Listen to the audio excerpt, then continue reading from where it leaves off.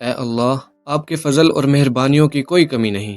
میں قدم قدم پر آپ کو احسان کرتا ہوا پاتی ہوں۔ مجھ سے آپ کی مہربانیوں کا شکر ادا نہیں ہو پاتا۔ میری اس کمی کو درگزر فرما، مجھے ہر درد اور تکلیف سے محفوظ رکھ، میرے دل کے سکون اور میری خوشیوں کی حفاظت فرما۔ تاریکی میں موم بتیاں جلائے بغیر بھی اس جگہ پر پہنچ سکتی تھی جہاں امی نماز پڑھنے کے بعد دعا کر رہی تھی۔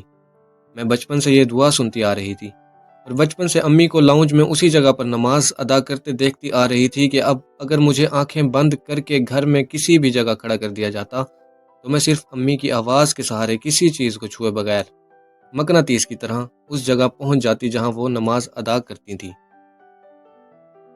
وہ جائے نماز جیسے میرے وجود کے لیے لوہا تھا یا پھر مقناطیس جو مجھے کھینچتا تھا، اور وہ جائے نماز واحد جگہ نہیں تھی جہاں میں آنکھیں بند کیے پہنچ سکتی تھی۔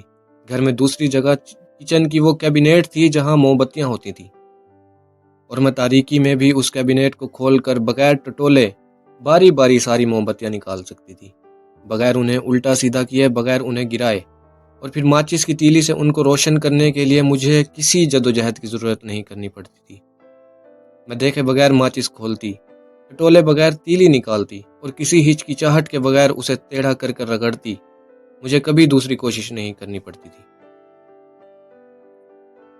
پہلی بار میں ہی میں اندھیرے کو روشن کر دیا کرتی تھی، تب روشنی جیسے میرے مٹھی میں تھی، اور کبھی اگر ایسا ہوتا کہ امی نماز پڑھ رہی ہوتی اور بجلی چلی جاتی تو میں ٹارچ ہر بیٹری کو چھوڑ کر صرف ان موم بتیوں کے پاس ہی جاتی تھی، انہیں روشن کرتی اور امی کے پاس لے آتی۔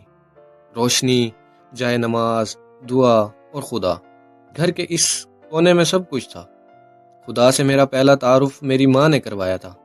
تب میں کتنے سال کی تھی یاد نہیں، ہاں مجھے یہ ضرور یاد ہے کہ میں بڑی لگن کے ساتھ خدا کو یاد کرتی تھی اور اس سے دعا مانگا کرتی تھی چھوٹی چھوٹی چیزوں کے لیے۔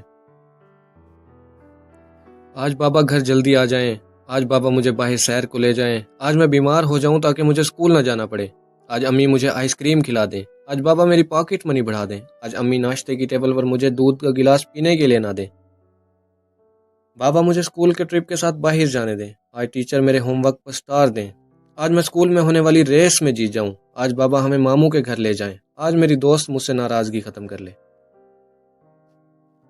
مجھے یاد نہیں تب میری کتنی خواہشات کے پورا ہونے میں دعا کا عمل دخل تھا، مگر مجھے یہ ضرور یاد ہے کہ ہر بار دعا قبول نہ ہونے پر میں امی سے یہ شکایت ضرور کرتی تھی، اللہ نے میری دعا قبول کیوں نہیں کی؟ میں شکایت لے کر امی کے پاس جاتی، وہ مسکرا دیتی، کیا دعا کی ہے تم نے؟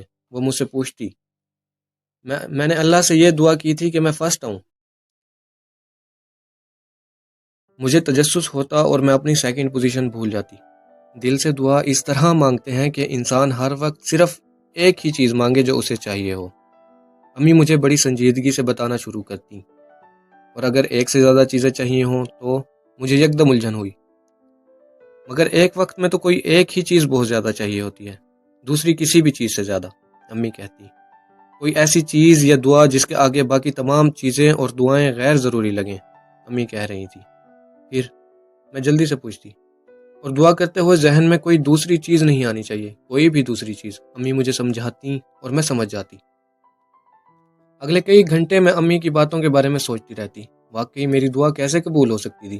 میں تو دعا مانگتے ہوئے ساتھ بہت سی چیزوں کے بارے میں سوچتی رہتی تھی، دوستوں کے بارے میں، امی اور بابا کے بارے میں، اپنے کھلونوں کے بارے میں، سکول کے بارے میں، اپنی کتابوں کے بارے میں، اپنے گھر کے بارے میں۔ سوچنے کے لیے چیزوں کا ایک انبار، ایک جمع غفیر ہوتا تھا اس وقت میرے پاس۔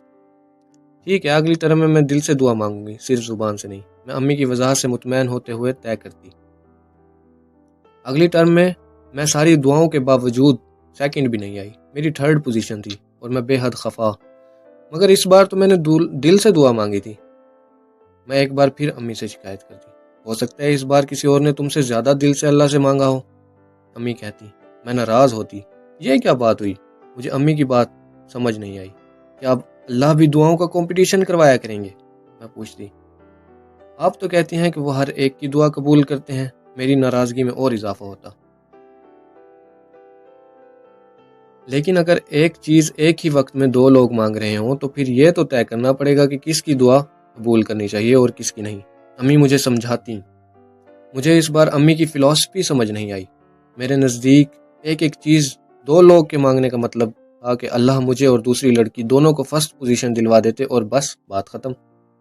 مگر اس وقت مجھے اندازہ نہیں تھا کہ زندگی میں ہر چیز دو لوگوں میں برابر بانٹی جا سکتی ہے، نہ ہر جگہ دو لوگوں کی جگہ ہوتی ہے۔ ہو سکتا ہے فرسٹ آنے والی لڑکی نے تم سے زیادہ دعا مانگی ہو، امی اپنی بات کو جاری رکھتی۔ ہو سکتا ہے اس نے تم سے زیادہ اچھی طرح سے دعا مانگی ہو، امی کہتی جاتی۔ میں ان کی بات سے متفق نہ ہونے کے باوجود ان کی بات سنتی رہتی۔ یہ کیسے ہو سکتا تھا کہ دوسری لڑکی مجھ سے زیادہ اچھی دعا مانگ سکے؟ میں خفگی سے سوچتی۔